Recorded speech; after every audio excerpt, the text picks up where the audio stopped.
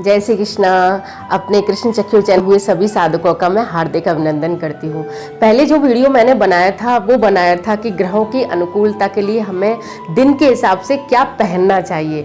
आज का वीडियो मैं आपके लिए लेकर आई हूँ कि दिन के हिसाब से हमें क्या खाना चाहिए। लेकिन उससे पहले मैं आपसे एक अनुरोध करना चाहती हूँ कि अगर आपने अभी तक मेरे चैनल को सब्सक्राइब नहीं किया है तो जल्दी से उसे सब्सक्राइब कीजिए ताकि आपको फटाफट नोटिफिकेशन मिल सके।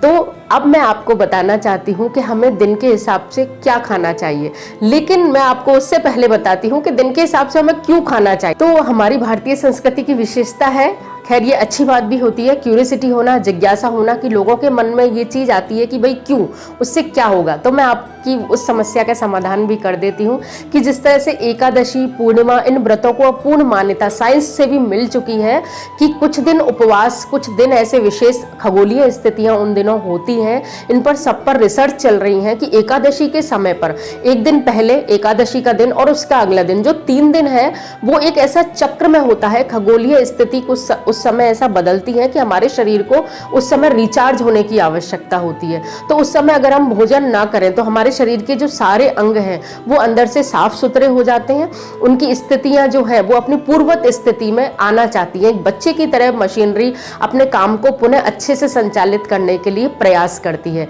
तो इसलिए हमें ग्रहों के हिसाब से अगर हम खाते हैं तो मैं वह भी आपको बताती हूँ कि वार के हिसाब से भी ये फर्क पड़ता है कि जिस वार के हिसाब से हम उस दिन घर में भोजन बनाते हैं, भोजन को ग्रहण करते हैं, तो उसका फर्क हमारी शारीरिक संरचना पर पड़ता है। ऊपर की खगोलीय स्थिति और नीचे की स्थिति, हमारी भौतिक स्थिति जब दोनों समान होती हैं तो हमारे अंदर की शारीरिक संरचना उसको बेहद अनुकूल तरीके से ग्रहण कर पाती है और उसका सकारात्मक प्रभाव फिर हमें हमारे जीवन पर देखने को मिलता है।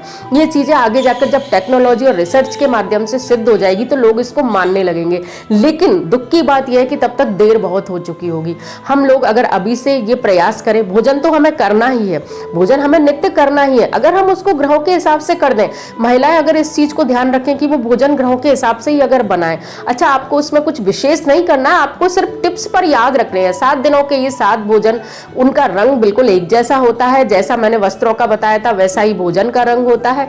कुछ टिप्स मैं आपको दे दूंगी कि भाई आप ये बना सकते हैं, ये बना सकते हैं। उसके प्रभाव फिर आप अपने जीवन पर देखिए, अपने बच्चों पर देखिए। इतना पॉल्यूशन का, ऐसा महामारी का समय चल रहा है, इसमें छोटे छोटे कदम अगर हमें इन सारी चीजों से बचा सकें, अगर हमें किसी बाधा से बचा सकें तो मुश्किल क्या है। छोटे छोटे प्रयास हैं, ये छोटे छोटे प्रयासी भागीरथ प्रयास बनके गंगा जी को लाने में समर्थ हो गए, तो ये तो बहुत छोटे प्रयास हैं। उसके हिसाब से महिलाओं का इसमें विशेषकर योगदान बहुत जरूरी है कि वो ध्यान से सुने और उस हिसाब से इसमें अपना बदलाव करें। आप सभी ये करके देखें, इनसे लाभ आपको जरूर मिलेगा। मैं पूरे विश्वास के साथ कहती हूँ कि इनसे लाभ मिलेगा। ये शास्त्रोक्त हैं, पूरी रीति नीति के साथ कही हुई बातें हैं, मन से कही हुई बातें नहीं है। हमारे पुराने समय में, आजकल तो बहुत चैनलों पर आ रहा है, बहुत व्हाट्सएप और यूट्यूब पर वीडियोज में दिखाया जा रहा है कि किस तरह पहले के लोग कार्य करते थे और बहुत स्वस्थ वो रहा करते थे, उनको इस तरह की समस्याओं का सामना नहीं करना पड़ता था। तो मैं अपने टॉपिक पर आती हूँ कि हमें सोमवार को क्या भोजन करना चाहिए। देखिए, सोमवार वही चंद्रमा का दिन है, मन को शीतल करने का दिन है। तो सोमवार के दिन हमको घर में चावल अवश्य बनाने चाहिए। चावल अगर हम नहीं खाते हैं, कम मात्रा में बना लें। और चावल में आप जो प्रथम कौर अगर लेते हैं उसमें घी और बूरा डालकर अगर आप लेते हैं, प्रथम पहला कौर, दूसरा कौर, 5 कौर तक अगर आप ले सकें तो बहुत ही अच्छा है। सफेद रंग का भोजन उस दिन हमें करना है। गेहूं की रोटी तो हम खाते ही हैं, थोड़ा चावल बनाएं, उसको घी बूरा डालकर उसके हम कौर पहले ग्रहण करें। बहुत मानसिक शांति आपको महसूस होगी। उस दिन दूध जरूर आप पिए। दूध अगर नॉर्मल दिनों में आप नहीं पीते हो तो उस दिन आपको जरूर पीना है, मीठा दूध आपको उस दिन पीना है। इससे मानसिक शांति लगेगी, चंद्रमा की अनुकूलता आपको प्राप्त होगी, माता का स्वास्थ्य भी आपका बिल्कुल अच्छा रहेगा, आपका मायका जो है जो बिल्कुल अच्छा रहेगा। दूसरा दिन आता है मंगलवार का दिन। मंगल पराक्रम के देवता है, लाल देवता है, सेनापति हैं, तो उस दिन हमें लाल भोजन बनाना है। मसूर की दाल हम उस दिन बना सकते हैं। अब हमें रहता है कि भाई मसूर की दाल हम नहीं खा सकते, तो आप कोई भी दाल उस दिन बना लें जिसका रंग आप हल्दी डाल देते हैं तो थोड़ा सा बदल जाता है। गाजर की सब्जी, टमाटर का इस्तेमाल आप उस दिन कर सकते हैं। भोजन में भी अगर आप थोड़ा सा लाल रंग का पुट अगर दे सकें किसी भी रूप से, वो आप सोचें कि आपको कैसे देना है। पिसा हुआ जीरा, कच्चा जीरा आप उस दिन डाल सकते हैं, उससे उसका रंग हल्का सा बदल जाता है, लाल रंग उसका हो जाता है। तो आप प्रयास करें कि लाल फल आप उस दिन खाएं। सेब आप उस दिन खा सकते हैं, तरबूज आप उस दिन खा सकते हैं, अन्य भी लाल फलें आप सोच सकते हैं कौन कौन सी। तो लाल चीजों का इस्तेमाल आपको उस दिन अधिक करना है। गुड़ का इस्तेमाल आपको मंगलवार को अवश्य करना है। आप चाहें तो चावल गुड़ वाले बना सकते हैं, दलिया गुड़ वाला बना सकते हैं, अन्यथा ऐसे ही आप गुड़ उस दिन खा सकते हैं, ग्रहण कर सकते हैं, उससे आपको फायदा मिलेगा। अब आता है बुधवार का दिन। बुधवार हरी, तो हरी होती है हमारी बिना धुली हुई मूंग की दाल होती है। आप मूंग की दाल तो उस दिन बनाए ही बनाए। खिचड़ी बनाना बुधवार के दिन बहुत शुभ होता है। खिचड़ी का दान भी वो मैं आपको अगले वीडियो में बताऊंगी, खिचड़ी का दान आपको कैसे कैसे फायदे देता है। खिचड़ी आप उस दिन बनाएं, मीठी करके उसको खाएं, नमकीन उसको खाएं, दूध के साथ खाएं, कैसे भी खाएं। खिचड़ी आप बुधवार के दिन बनाने का नियम ले लें तो वो देखिए सारी स्थितियों को, क्योंकि खिचड़ी में जो रेशियो है वो चावल और दाल का रेशियो 1/4 चावल और 3/4 उसमें, मतलब 1/4 चावल और 3/4 उसमें दाल रहती है, हरी मूंग की दाल। तो इस तरह से आप उस खिचड़ी को बनाएं, बहुत सुपाच्य रहती है। अगर खिचड़ी आपको पसंद नहीं है, आप हरी मूंग की दाल या हरी सब्जियां, पालक, मेथी, बथुआ और जो भी है धनिए का इस्तेमाल आप उस दिन कर सकते हैं। तो इस तरह आप बुधवार के दिन हरा भोजन करें। गुरुवार को तो ज्यादातर लोग जानते ही हैं, लेकिन फिर भी मैं आपको बता देती हूँ कि बेसन का भोजन आप उस दिन करें। बेसन से संबंधित सब्जियां आप उस दिन बना सकते हैं। आटे में भी थोड़ा बेसन और थोड़ी सी हल्दी आप डाल दें। बेसन अगर किसी को परेशानी देता है कि भाई मुझे बेसन नहीं खाना, चुटकी भर डाल लें। तब भी नहीं आपको कि भाई हमें तो बेसन खाना ही नहीं है, तो आप एक चुटकी भर हल्दी आटे में डालने की गुरुवार के दिन आप आदत डाल लें। नमक उस दिन कम खाने का प्रयास करें, मीठा अधिक खाने का प्रयास करें। बेसन का हलवा बना सकते हैं।